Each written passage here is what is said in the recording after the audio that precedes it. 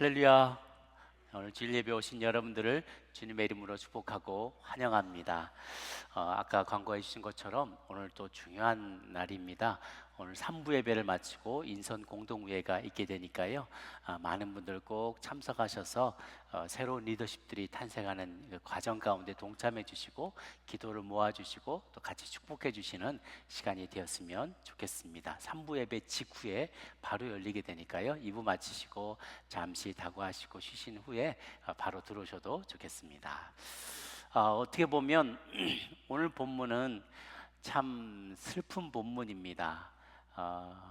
사무엘 상이 끝나면서 동시에 하나님이 세우셨던 첫 왕인 사울 왕이 그 생명을 마치게 되는 날이기 때문에 그렇습니다. 이 앞에 다루었던 그 내용과 연결되는 부분들이 많이 있는데요. 몇 장에 걸쳐서 29, 30, 31장에 걸쳐서 다 이렇게 길게 이루어졌지만 사실상은 같은 이야기가 동시에 여러 군데에서 함께 진행된 부분들이 있습니다.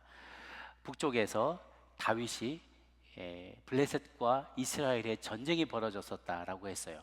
그래서 그 전쟁통에 어쩔 수 없이 본인도 전군이 동원령이 내려졌기 때문에 자기의 충성을 보여주기 위해서 아벡이라는 곳까지 올라갔다고 했죠. 3일 길을 걸어서 600명을 데리고 올라갔는데 장수들이 쟤네 있다가 우리 등 뒤통수를 치면 어떡하냐, 쟤네는 보내라. 다행히 그렇게 얘기해 주는 바람에 다시 돌아왔다고 했죠. 한번 지도를 보시면 전체 스토리가 같이 나와 있는 지도인데요. 지도를 한번 보여주시면 저 아래쪽에 블레셋이라고 왼쪽 밑에 있는 곳에 시글락이라고 돼 있죠. 그 시글락에 있다가 아벡에서 전투가 벌어졌다. 이제 아벡에 전군을 소집한다는 이야기를 듣고 저 아벡까지 갔습니다. 그런데 너네는 돌아가라. 그래가지고 다시 되돌아갔고 시글락이 다 털린 것을 보고 아말렉을 쫓아가서 지난번에 다 빼앗아 왔다 그랬죠. 그런데 거저 받은 것이나 다름없다고 했어요. 하나님이 주셨기 때문에 받은 것이기 때문에 받은 것이어서 전쟁하러 갔던 400명이나 기다렸던 200명이나 모두 똑같은 쉐어를 받는 게 마땅하다라고 했습니다. 뿐만 아니라 이스라엘 남부 쪽에서도 약탈을 당한 많은 동족들이 있는데 그들이 그 동족들은 자기 왕 사울 왕은 자기의 관심도 없었어요. 그래서 돌봐주는 자들이 없었기 때문에 그 빼앗긴 것들을 다윗이 이 이스라엘 남부 지역에 있는 많은 장로들에게 또 무상으로 그것을 다 베풀어주고 돌봐주면서 많은 이들의 마음을 흡족하게 하고 그들과의 동맹이 더욱 견고해지게 됩니다. 이 아벡에 모였던 한편 이 아벡에 모였던 블레셋 사람들은 저 위쪽까지 쳐들어 그래서 이스라엘로 들어가는 거예요. 이쪽에 아래쪽에 있었던 사울 왕도 저 위로 올라가서 이스라엘 샘가에 진을 쳤다고 합니다. 저 위쪽으로 올라가서요. 그곳에서 이제 지난번에 그 전에 있었던 요 대치 상황 가운데서 사울이 이 전쟁이 어떻게 끝날지 몰라서 당황하는데 물어볼 선지자가 없는 거예요. 다 죽여버리고 예언자들도 제사장들도 다 죽여버리고 하나님 말씀을 순종하지 않았기 때문에 저 꼭대기에 엔돌이라는 곳까지 가서 사울이 신접한 여인을 찾았다. 무당을 찾으러 간 거죠. 무당한테 점괘를 받아볼까 싶어서 꼭대기까지 올라갔는데 오히려 하나님이 그가 얘기하기도 전에 사무엘을 마치 예수님이 모세와 엘리야를 만나는 것처럼 사울에게 하나님이 사무엘을 통해서 메시지를 주는 것이 내일 너와 내 자녀들이 나와 함께 있을 것이다 라는 끔찍한 메시지를 주는 거예요. 그래서 그 엔돌까지 갔다가 크게 절망하고 다시 돌아와서 길보아산에서 진치고 있다가 이제 블레셋 족속들과 마지막 최후의 일전을 벌이게 되는 것이 오늘 말씀의 배경이 되겠습니다. 이 길보아 전투에서 1절 보니까 블레셋 사람들이 이스라엘을 치는데 이스라엘 사람들이 블레셋 앞에서 정신없이 도망가는 거예요. 그리고 길보아 산 앞에서 엎드러져 죽는데 블레셋 사람이 사울과 그 아들들을 추격하여서 쫓아오다가 요나단, 아비나답, 말기수 사울의 세 아들이 그 자리에서 죽임을 당하게 됩니다. 이 일을 바라보는 사울의 마음이 얼마나 낙심이 됐겠습니까? 그렇지 않아도 어제 그런 이야기를 들었는데 이 일이 하나둘씩 이루어져 가는 것을 목격하면서 너무나 마음이 고통스러울 거예요. 또 당사자가 아닌 우리는 아마도 그 슬픔을 다 헤아리기가 어려울 겁니다. 하루아침에 아들 셋을 잃어버려 보세요. 내 눈앞에서 내 아들들이 줄줄이 칼에 쓰러져 가고 활을 맞아서 피 흘리며 죽어갈 때 그 모습을 보는 아비의 그 무기력함과 절망이 얼마나 컸겠습니까? 그런데 그러다가 사울도 패전했는데 활 쏘는 자가 따라잡아서 사울이 그 활 쏘는 자에게 중상을 입었다. 활을 맞았어요. 그래서 거의 막 거지만 쓰러져 가는 거죠. 그러자 사울이 스스로 목숨을 끊을 것을 결심을 합니다.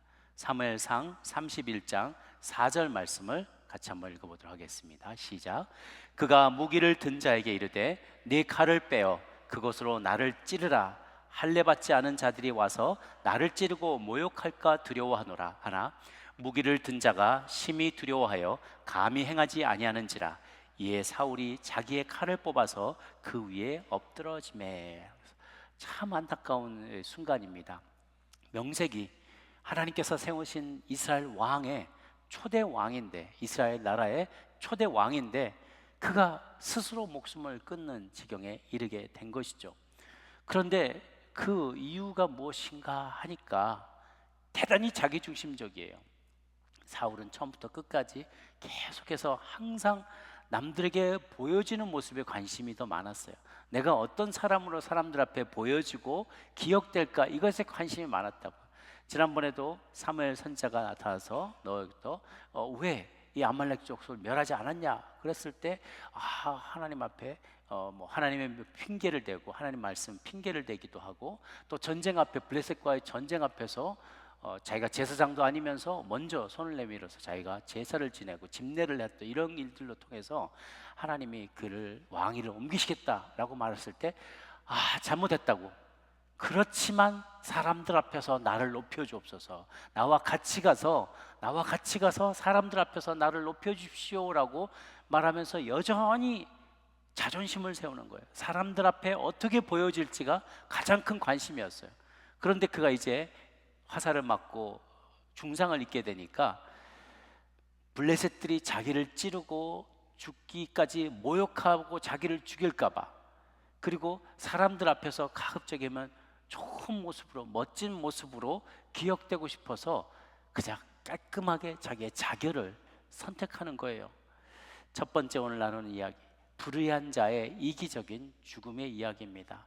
늘 자의식이 강했고 경쟁심과 시기심이 강해서 다윗과 비교되는 것을 견디지 못했던 사울 왕은 그 인생의 마지막까지 철저히 자기 영광을 구하기를 원했습니다.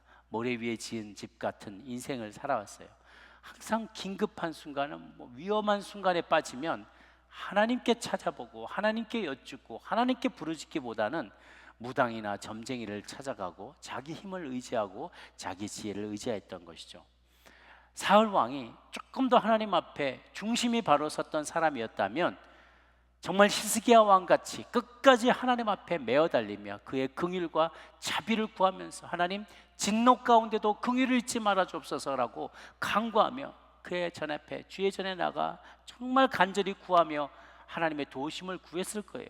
그러면 하나님은 언제든지 들으시고 불쌍히 여기셔서 히스기야를 내가 너를 치겠다라고 말씀하셨지만 그의 삶을, 그 하나님이 그의 눈물을 보시고 회개하는 모습을 보시고 15년의 세월을 또 연장시켜 주셨잖아요. 하나님 얼마든지 그렇게 하실 수 있는 분이셨어요. 그러나 사울 왕은 절대 하나님께 여쭤보지 않았습니다. 내가 어떻게 사람들 앞에 보일까? 나의 최후가 사람들 앞에 어떻게 기억될까? 그것만 관심이 많았던 거죠. 마치 히틀러가 종전회 때 그랬다 그래요. 베를린까지 침공에 들어온 연합군이 쳐들어오니까 그 벙커에서 자기 아내와 곧 방금 결혼한 그 아내와 함께 자기가 자살을 하면서 부하들한테 자기 시신을 소각하라는 거예요. 자기의 그 끝까지 자기 그런 모습, 흉한 모습, 그렇게 포로로 끌려가는 모습 보이고 싶지 않아서 수백만 명의 생명을 앗아간 사람이 자기는 그냥 깔끔하게 그렇게 그런 모습을 보이면서 떠나고 싶었던 거죠. 전혀 사울 왕도 하나님께 아뢰는 그런 모습은 아니었어요.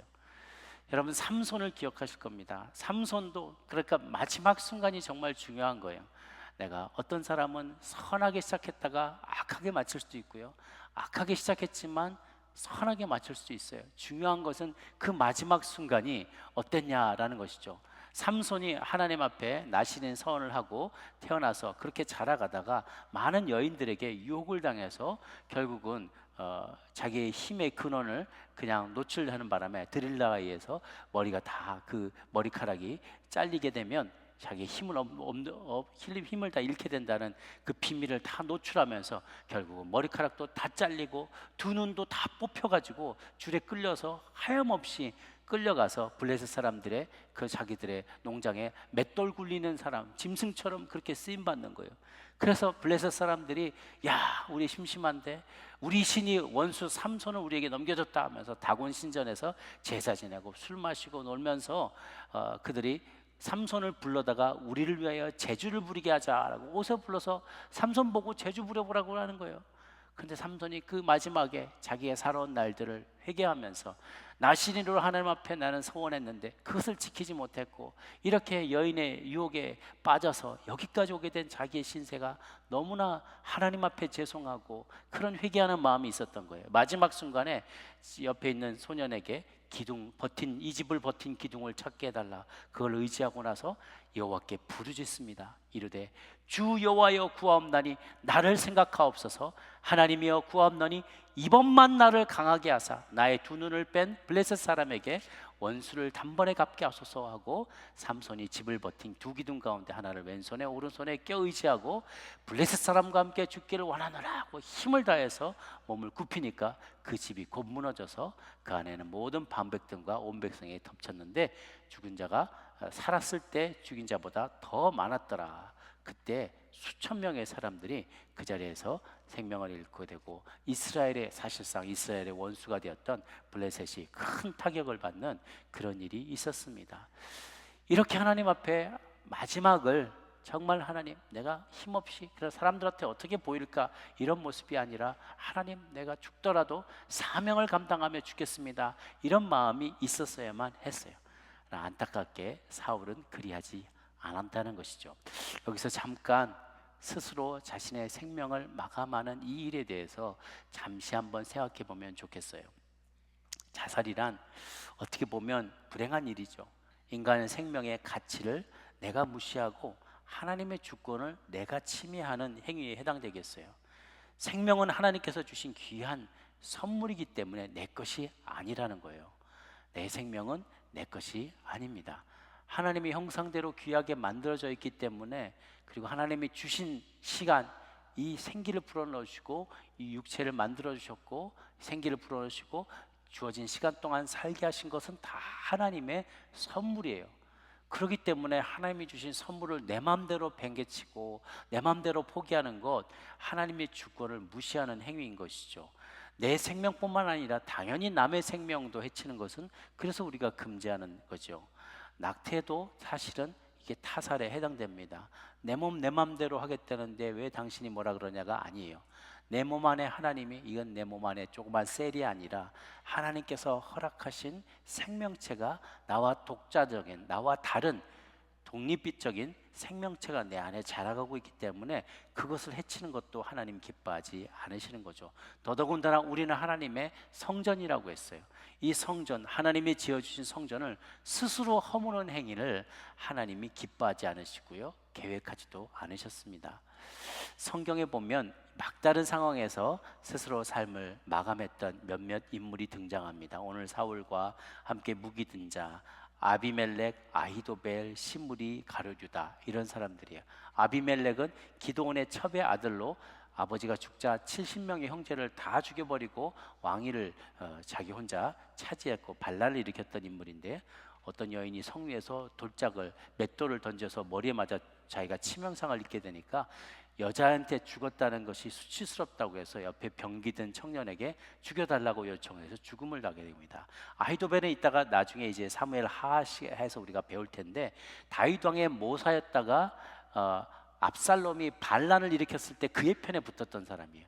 그런데 아히도벨이 자기의 계략이 안 먹혀 들어가니까 나중에는 절망하고 집에 가서 못 매달아 죽었다라는 기사가 나와요. 시므리는 이스라엘의 왕이었는데 반역을 통해서 왕이 됐다가 백성이 그를 인정하지 않으니까 궁궐에 불을 지르고 그 안에서 죽었다 그래요. 가롯유다의 이야기는 우리가 잘 압니다. 성경 속에서 이렇게 자살했던 인물들이 대부분 불의한 편에 섰던 이들이 많았기 때문에 많은 이들이 이 자살은 정말 용서치 못할 죄라고 모든 자살이라는 행위가 용서치 못할 죄라고 생각하는 경향이 있어요. 그러나 반드시 그런 것은 아닙니다. 성경은 자살이 죄라고 말하지만 결코 용서받지 못할 죄라고 말하고 있지는 않아요. 그 마음의 동기와 그 전에 그 사람이 살아가면서 하나님 앞에 내 삶을 진심으로 의탁하고 구원받은 자였느냐 아니냐, 그것이 중요하지 그 인생의 말미에 내렸던 한 결정만 가지고 그 사람의 모든 인생을 판단하지는 않는다라는 것이죠. 요한복음 요한 1서 1장 7절을 같이 한번 읽어볼까요? 1장 7절 시작. 예수의 피가 우리를 모든 죄에서 깨끗하게 하실 것이요 라고 했어요. 이것은 스스로 삶을 망하는 것뿐만 아니라 그보다 더한 죄라 할지라도 예수 그리스도의 대속적인 죽음으로 우리가 용서받을 수 있다는 것입니다. 로마서 8장 37절에서 39절까지도 같이 한번 읽습니다. 시작. 그러나 이 모든 일에 우리를 사랑한 이로 말미암아 우리가 넉넉히 이기느니라. 내가 확신하노니 사망이나 생명이나 천사들이나 권세자들이나 현재일이나 장래일이나 능력이나 높음이나 깊음이나 다른 어떤 피조물이라도 우리를 우리 주 그리스도 예수 안에 있는 하나님의 사랑에서 끊을 수 없으리라. 아멘. 아멘. 여기 처음에 나왔던 내가 확신하니 사망이나 생명이나 죽음조차도, 어떠한 형태의 죽음조차도, 죽음일지라도 죽음이 그리스도와 우리의 사이를 갈라놓을 수 없다는 거예요.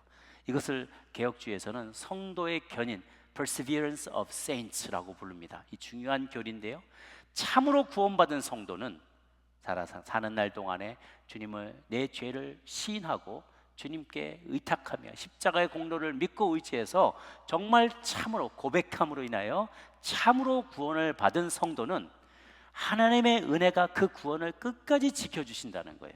하나님의 은혜가 끝까지 그의 믿음과 구원을 지켜주신다는 겁니다. 그래서 구원받은 성도가 간혹 그가 잘못된 순간의 선택으로 이러한 잘못된 선택을 했다 할지라도 그 구원이 취소되지 않는다는 것을 강조합니다. 또 우리는 우리의 사랑하는 형제 자매, 우리의 동료들, 인간들을 자살로 내모는 많은 가난이나 아픔이나 고통이나 고독이나 이런 여러 가지 일들, 또 그것으로 인해서 발생하는 정신적인 질환이나 우울증이나 이것으로 인해서 큰 상처를 받고 절망 가운데 있는 이들, 그러다가 이러한 잘못된 결정을 내리게도록 하는 그런 이들에 대해서 마음속으로 깊은 동정심을 가져야만 합니다. 깊이 긍휼히 여겨야만 해요. 왜냐하면 이것이 남의 이야기가 아니기 때문에 그래요.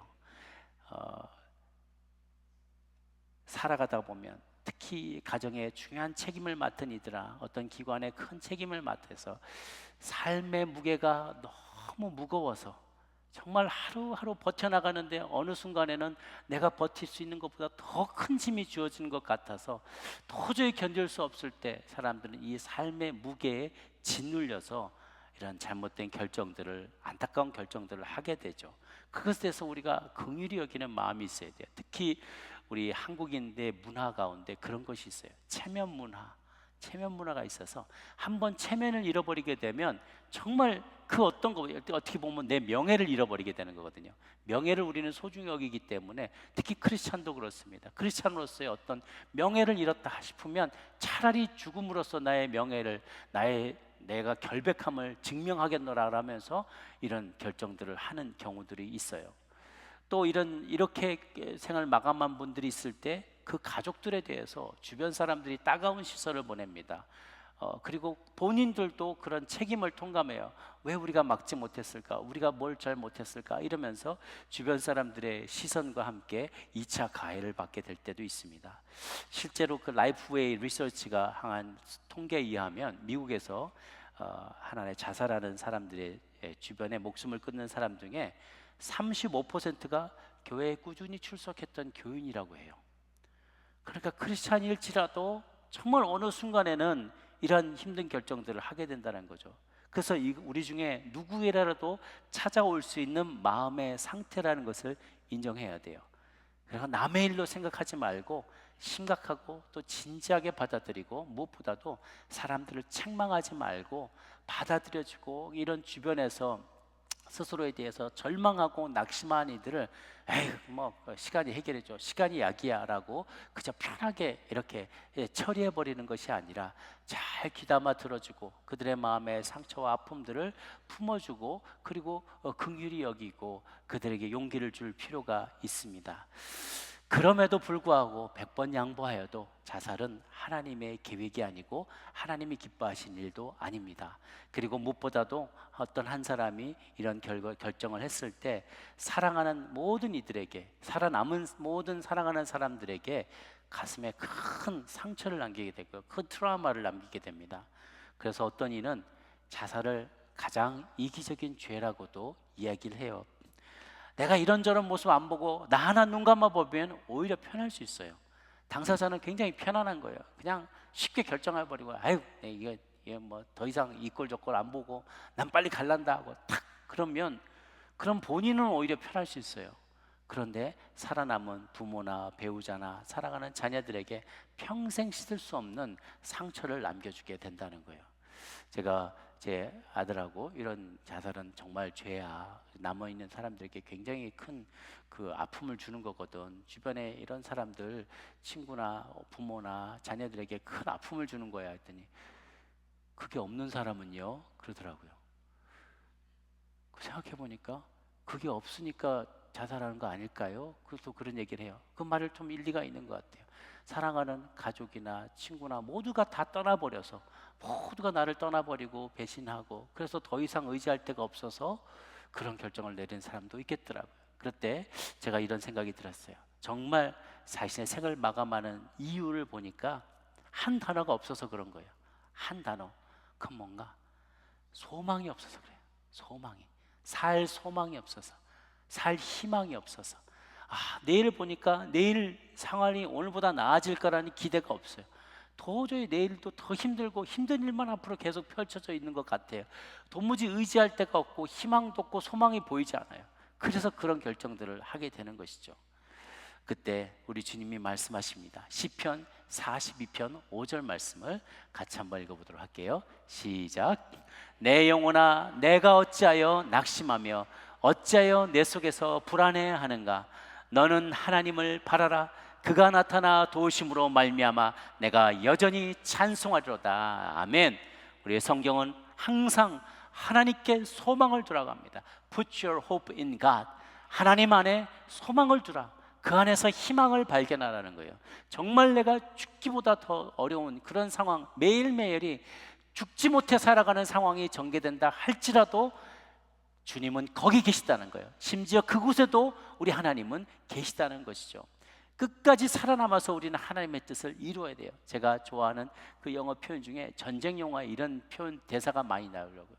적들이 막 압도적인 그 화력으로 우리 아군들을 막 몰살해가고 전우들이 다 죽어가는데 눈물을 머금고 후퇴를 명령해야 되는 지휘관이 그런 이야기를 부하들한테 합니다. Let's live to fight another day. Live to fight another day. 살아남아서 후일을 기약하자. 작전상 후퇴다. 지금 우리는 전우들의 시체를 남겨놓고 물러갈 수밖에 없지만, 이 땅을 물러나고 도망가고 후퇴할 수밖에 없지만, 우리가 끝까지 살아남아서 후일을 기약하자. 반드시 살아 돌아오자. 반드시 우리는 승리하게 될 것이다. 후일을 도모하자 라고 말하는 그런 대사인 것이죠. 아까도 우리가 우리 찬양팀이 해주신데 그 가사가 너무 마음에 와닿아요. 힘을 내세요. 힘을 내세요. 주님이 손잡고 계시잖아요. 주님이 나와 함께 있다는 믿음 있다면 어떤 고난도 견딜 수 있어요. 힘을 내세요. 힘을 내세요. 그것이 우리의 고백이라는 거죠. 이런 것보다 받은 은혜가 더 많음에 감사하세요. 그런 마음으로 끝까지 희망을 놓지 말자는 것이죠. 자살까지는 아니지만 어떨 때는 우리가 내게 맡겨진 일을 그만 다 포기하고 싶은 때가 막 있어요. 만사가 귀찮고 이제 그냥 난 다 포기하고 싶다. 이것저것 이제는 나 힘도 없고 능력도 없고 돈도 없고 건강도 없고 다 포기해버리고 싶은, 희망을 놓고 싶은, 혹은 암으로 크다게 힘들게 매일 하루를 하루하루를 생존을 위해서 투쟁하고 있는 이들, 어떤 재정이 막다른 골목까지 와서 빚이 너무너무 많아져서 힘든 분들, 가족들 관계가 너무 힘들어서 그만 이 가정을, 부부 관계를 그냥 해소해버리고 싶은 마음, 직장 다니는데 너무 힘들고 상사가 힘들게 해서 일이 너무 안 풀려서 비즈니스가 안 돼서 그냥 다 포기하고 싶은, 이것저것 다 포기하고 싶은 마음을 들 때가 있어요. 그런데 여러분, 가장 쉬운 게 포기하는 겁니다. 가장 쉬운 게 회사에 사표 내는 거예요. 가장 쉬운 게 그냥 이혼 도장에 도장박 찍어버리는 거예요. 이혼 서류에.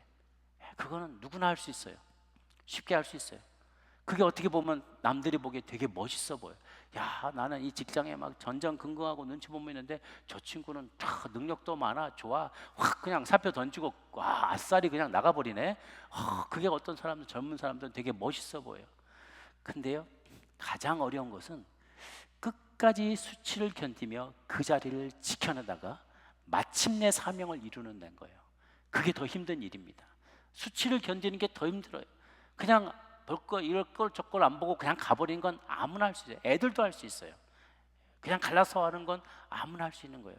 그런데 수치스럽지만 내가 분명히 이곳에 보냄받은 이유와 목적과 사명이 있기 때문에 그 사명을 이룰 때까지, 어제도 말씀드렸죠, 하나님께서 옮겨가라고 말씀하실 때까지는 내가 그 자리를 지키는 것이 하나님의 사명이라는 거죠. 그게 더 힘든 일이고요, 그건 어른만이 할 수 있는 일이에요. 아이들은 못합니다. 노인은 못합니다. 그런데 어른은 할 수 있어요. 어른과 노인이 다르다고 했죠. 그냥 노인은 나이만 든 분을 노인이라고 해요. 진정한 어른은 자신의 삶의 중심이 분명한 사람이에요. 아무리 어렵고 힘들어도 삶의 조건과 형편과 상황들이 주변을 둘러보면 사방을 우겨쌈을 당해서 내가 숨 쉴 곳도 없고 곧 죽을 것 같은 상황이 있다 할지라도 수치를 견디면서, 모욕을 견디면서, 오해를 견디면서 그 자리를 끝까지 지키는 거예요. Live to fight another day. 살아남아서 반드시 승리할 수 있도록 끝까지 남아있는 그 모습이 더 하나님이 기뻐하신 모습이라는 것이죠. 사울은 불행히도 이기적인 동기로, 지극히 이기적인 방식으로 자기 삶을 마감했습니다. 이스라엘 최초로 세워진 왕의 비참한 말로였습니다. 하나님이 마침표를 찍지 않았는데 여러분이 마침표를 찍지 마시기를 바랍니다. 로마서 5장 3절에서 5절까지의 말씀을 같이 한번 읽어보겠습니다. 시작. 다만 이뿐 아니라 우리가 환난 중에도 즐거워하나니 이는 환난은 인내를, 인내는 연단을, 연단은 소망을 이루는 줄 알미로다. 소망이 우리를 부끄럽게 하지 아니함은 우리에게 주신 성령으로 말미암아 하나님의 사랑이 우리 마음에 부은 바 됨이라. 아멘. 환난 인내로 이어져요. 인내 연단으로 이어집니다. 연단은 우리가 그토록 바람하지 않던 소망으로 이어진다는 거예요. 소망이 있으면 오늘 싸울 수 있어요. 왜냐? 언젠가 주님께서 도와주실 거야. 주님께서 신원하여 주실 거야. 이 소망이 우리 가운데 있기 때문인 것이죠. 사랑하는 여러분, 혹 여러분 가운데 오늘 또 이 시간, 혹은 지난 한 달 동안, 지난 1년 동안, 혹은 몇 년 동안 정말 너무 삶이 절망스럽고 소망이 없다고 여겨져서 잠깐이라도 해서는 안 될 생각을 한 분이 계시다면 마음을 고쳐먹으시길 바랍니다. 하나님 안에서 소망을 발견하십시오. 끝까지 버티십시오. Live to fight another day. 하나님 살아남아서 반드시 그 자리에서 하나님 보내신 소명을 이루어내고야만은 저 여러분 모두가 되시기를 주님의 이름으로 축원합니다. 그러나 여기에 또 안타까운 소식이 여기 있었습니다.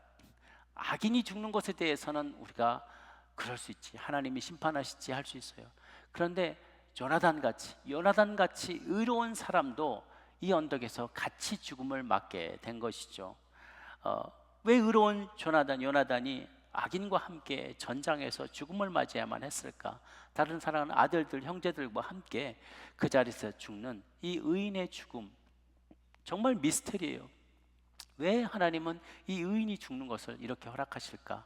때로는 우리 주변에 정말 열심히 훈련받다가 정말 젊은 나이에 이제 신학도 하고 그래 하나님 나라에서 귀하게 쓰이려고 준비하는 사람이나 선교사님들이 현장에 갔다가 한 달 만에 그냥 생명을 잃게 되기도 하고 그 자녀가 죽기도 하고, 이런 일들이 우리 주변에 있었던 많은 건강하게 활동하시고 이제 막 정말 하나님을 위해서 큰 일을 할 수 있을 거라라고 생각했던 그런 분들이 갑작스럽게 세상을 떠나는 일들, 또 우리 주변에도 최근에도 너무 사랑하는 분들이 많이 떠나가셨죠. 그런 일을 겪을 때 우리가 하나님 앞에 질문하게 되는 거예요. 하나님, 왜 저분을 데려가셨습니까? 지금 이제 막 하나님 나라를 위해서 더 귀한 일을 할 수 있는데 너무 안타깝지 않습니까? 라고 우리가 질문할 때가 많이 있어요. 이 모든 일들은 어찌 보면 하나님의 미스테리에 속하는 부분이기도 합니다. 그러나 하나님이 케이스 바이 사례마다 다 다를 수 있겠지만 한 가지, 많은 이유 중에 한 가지는 이런 것이 있어요. 이사야 57장 1, 2절 말씀인데요, 같이 한번 읽어볼까요? 시작. 의인이 죽을지라도 마음에 두는 자가 없고 진실한 이들이 거두어감을 당할지라도 깨닫는 자가 없도다. 의인들은 악한 자들 앞에서 불리어 가도다. 그들은 평안에 들어갔나니 바른 길로 가는 자들은 그들의 침상에서 편히 쉬리라. 아멘. 이 영어 버전을 조금 더 눈여겨보시면 해석이 이해가 조금 더 되는데요, 의인들이 악인들 앞에서 쓸려가 죽음을 맞는다 해도 사실 아무도 신경을 쓰지 않는다. 그리고 이해하지도 못한다. 그러니까 이해하지 못하는 내용은 No one understands that the righteous are taken away to be spared from evil. 바로 하나님께서 그들을 악의 횡포로부터 지켜주시기 위해서, 살려주시기 위해서 먼저 데려가셨다라는 표현을 써요. 그러니까 우리 눈에 보기에는 여기 없으면 불행하다고 생각하는데, 우리 곁을 떠나 죽으면 불행하다고 생각하는데, 하나님 입장에서는 여기서 있는 동안에 악으로부터 유혹을 받거나 악으로부터 공격을 받거나 그럴 수 있는 앞으로의 그런 모습이 보일 때 하나님께서 오히려 spare, 그를 아껴서 살려주시려고, from evil, 악으로부터 그를 아껴서 보호해 주시려고 일찌감치 데려가셨다라는 표현이 또 이사야서에 나옵니다. 그 다음 보면 Those who walk uprightly enter into peace.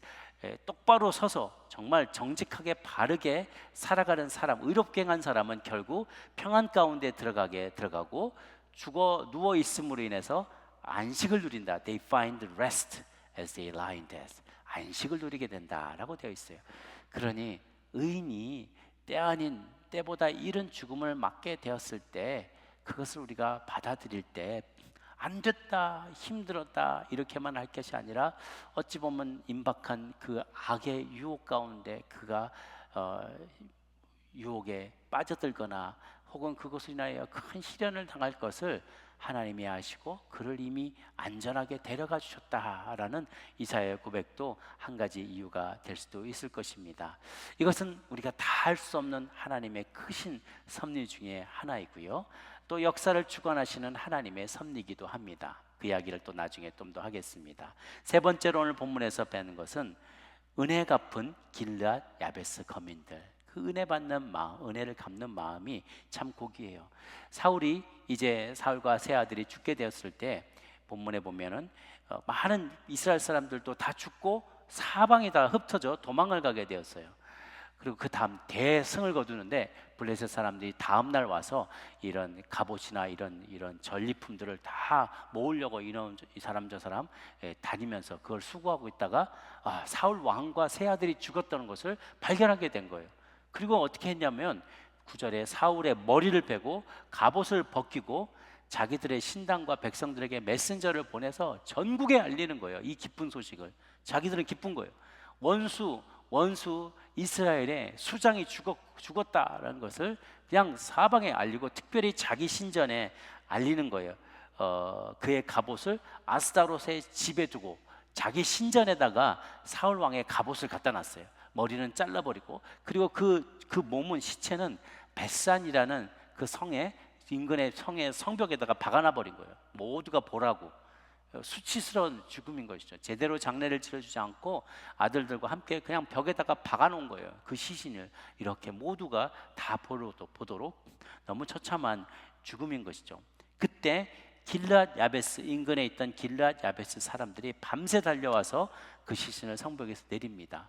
사실 아마 한밤중에 했을 거예요. 왜냐하면 그 근처에 블레셋이 아직도 진치고 있고 서슬이 퍼르기 때문에 지금 자기들을 보호해줄 군대가 없어요. 다 쫓겨났고 다 망해버렸기 때문에 그냥 몰래 가서 그 시신을 내려다가 수습을 하고 화장을 한 다음에 장사 지내고 7일 동안 애도하고 금식을 했다고 합니다. 왜 그러냐? 40년 전에 암몬 왕이 그 성을 길랏 야베스를 쳐들어왔어요. 그런데 쳐들어와서 너희들 항복하라. 그러면 네 눈에 다들 눈에 하나씩만 빼게 해주고 너희들 살려주겠다 이랬다는 거예요. 그러니 어떻게 그 조건을 받아줄 수 있겠어요? 사울 왕에게 급전을 보내서 제발 살려달라고, 제발 와서 우리 살려달라고. 그때 사울 왕이 40년 전에 군사를 이끌고 와서 이 성을 살려줬던 그런 일들이 있는 거예요. 물론 그 이후로 사울 왕이 타락하고 다윗을 쫓아다니고 하나님 말씀을 듣지 않고 불순종하여서 왕위가 옮겨가게 될 상황이 되었지만 길랏 야베스 사람들은 그 어떠한 개인에 대한 존중이 아니라 그의 오피스에 대한 리스펙트가 있었던 거예요. 그의 직위, 하나님이 세운 왕이라는 그 사실에 대한 존중의 마음으로 그를 시신을 내려서 장사를 지내 줬던 것이죠. 하나님이 그것을 기쁘게 여겼습니다. 다윗도 그랬고요. 주변의 많은 이들은 사울만 빼고 나머지 사람들은 그 직위를 너무 소중하게 여겼어요. 하나님이 주신 직분이었다는 것을 주변 모든 사람들은 다 인정하고 리스펙트했어요. 사울만 이것은 자기 스스로 결정할 수 있는 것이고 줬다 뺐다 자기 혼자 결정할 수 있는 것이고 자기 생명도 소홀하게 생각했던 것이죠. 역사를 이렇게 이 많은 이 인간 군상들을 오늘 우리는 보게 됩니다.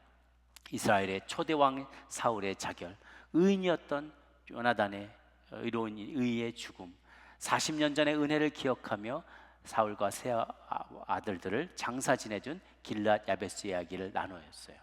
한 인물 한 인물의 삶의 이야기를 들어보면 안타까운 사연도 있고 기대보다 실망스러운 모습도 있고 그리고 은혜 갚는 자의 귀한 모습도 있습니다.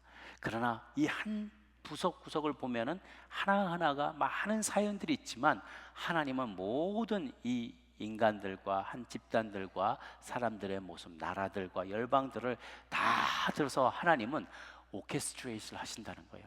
모든 것을 지휘하시고 모든 것을 조율하셔서 하나님께서 인류 구원을 향한 하나님 나라의 완성을 향한 그 계획을 한치의 오차도 없이 착착착착 이루어 나가고 계시다는 사실이에요. 여기서 사울이 등장하고 죽은 것도 다 포함되어 있어요. 심지어 의인인 요나단의 등장과 죽음까지도 하나님은 다 알고 계셨어요. 그래서 아까 말씀드리지만 요나단이 거기서 만약에 죽지 않았다면, 왜 의인이 죽었나요? 그가 죽지 않고 살아났다면 현실 정치에도 그런 일이 많이 벌어집니다. 본인은 다윗이 왕이 될 겁니다 라고 아무리 말을 해도 사울이 죽은 다음에 계승순이 영순이에요. 유다 땅에 남아있는 유일한 혈족이에요. 그러면 당신이 왕이 돼야 됩니다 얼쑤 그러면서 왕으로 세우려고 하면 다윗은 지금 블레셋 적성국가에, 자기 왕을 죽인 적성국가에 그 수하로 가 있어요. 그러니 다윗이 어떻게 왕위를 클레임을 할 수가 있겠어요? 많은 갈등이 생겨날 수가 있겠죠. 그래서 하나님은 우리가 모르는 수많은 요소들, 역사를 주관하시는 하나님의 계획과 섭리 가운데 안타깝지만 요나단의 생명을 하나님이 가져가실 수도 있었다는 것이죠.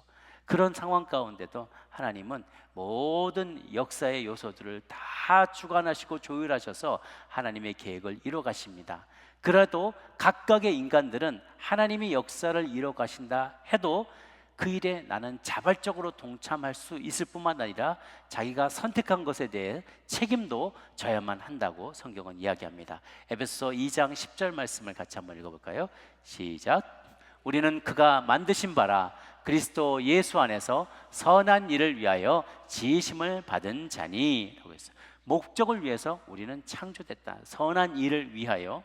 신명기 30장 19절도 같이 읽습니다. 시작. 내가 오늘 하늘과 땅을 불러 너희에게 증거를 삼노라. 내가 생명과 사망과 복과 저주를 내 앞에 두었은즉 너와 내 자손이 살기 위해 생명을 택하라. 아멘. 하나님은 우리 앞에 생사화복을 놓으셨습니다. 그래서 우리가 생명과 복을 취하기를 원하세요. 이것은 우리가 자유롭게 선택할 수 있는 것입니다. 하나님의 역사의 전체를 주관하시지만 그 가운데 살아가는 우리들은 얼마든지 우리의 자유의지로 선택하고 우리의 앞길을 선택할 수 있어요. 다른 부분은 뭐냐? 그 선택에 대해서 우리가 책임을 져야 된다는 거예요. 하나님이 잘못하셨다, 하나님이 그렇게 해중해놓고 왜 나보고 이렇게 뭐라고 하냐, 말할 수 없다는 것이죠. 왜냐하면 자유롭게 우리로 선택하도록 우리의 선택권을 주셨고, 그것에 대해서 우리가 책임도 지라고 하나님은 말씀하시는 거예요. 그래서 우리가 책임 있게 행동할 때 영생을 주신다고 약속하세요. 로마서 6장 23절 마지막으로 읽겠습니다. 시작. 죄의 삭은 사망이요 하나님의 은사는 그리스도 예수 우리 주 안에 있는 영생이니라 라고 했어요. For the wage of sin is death, but the gift of God, gift of God, 하나님의 선물이 그리스도 예수 안에 있는 영생이다 라고 했어요. 그러니까 영원한 삶은 보상으로 주어지는 게 아니라 여전히 하나님의 선물이라는 거예요. 내가 뭔가를 잘했기 때문에 잘했다 이걸 보상으로 받아라가 아니라 하나님께서 그래 너희는 그럼에도 불구하고 부족하지만 죄가 아직도 있지만 그래 내가 너를 용서하고 너에게 선물을 주노라고 영생을 선물로 주신다라는 것이죠. 사랑하는 여러분, 오늘 말씀을 읽어나가면서 하나님, 우리가 사울처럼 우리 인생의 마지막 시간이 찾아오게 될 때, 내 인생의 마지막 순간이 찾아오게 될 때 우리는 어떤 결정을 내려야 될지 생각해 보실 수 있기를 바랍니다.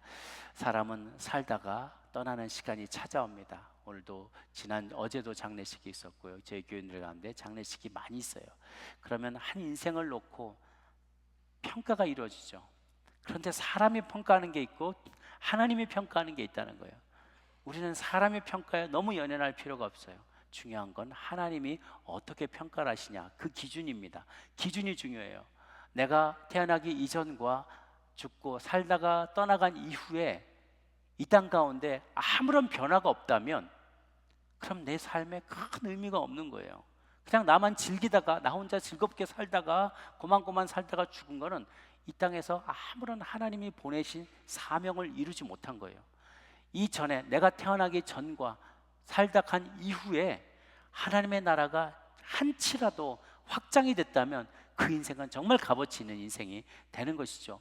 얼마나 하나님 나라를 확장하는 일에 내가 기여했는가, 피조 세계를 주 안에서 회복시키는 일에 하나님의 역사에 내가 얼마나 쓰임받고 동참했는가, 그분이 주신 세상을 변화시키는 라는 그 사명에 내가 순종해서 얼마나 그 사명에 감당하고 특별히 얼마나 많은 영혼들의 삶들의 그 영혼을 터치했는가. 그래서 그 삶에 감동을 주고 변화를 주고 마침내 구원받는 일에 이르는 일에 내가 얼마나 쓰임받았는가. 이 모든 것들이 하나님이 중요하게 여기시는 기준들이라는 것이죠. 사랑하는 여러분, 힘들도 지치더라도 그만 포기하고 싶을지라도 포기하지 마시기를 바랍니다. 우리 모두는 하나님의 선한 일들을 위하여 창조된 자들입니다. 때로는 수치스럽고 모욕스럽고 더 이상 리소스가 바닥이 나고 내일이 보이지 않고 깜깜해 보이고 사는 게 죽는 것보다 더 어려워 보일지라도 우리는 사명자입니다. 그 사명을 이룰 때까지 결코 포기하지 마십시오. Live to fight another day. 하루 더 살아남아서, 끝까지 살아남아서, 부끄럽더라도 힘들더라도 어렵더라도 끝까지 살아남아서 하나님 이 땅에 보내신 그 사명을 완수하고 주께 돌아갈 수 있는 저희 모두가 되기를 주님의 이름으로 축복합니다.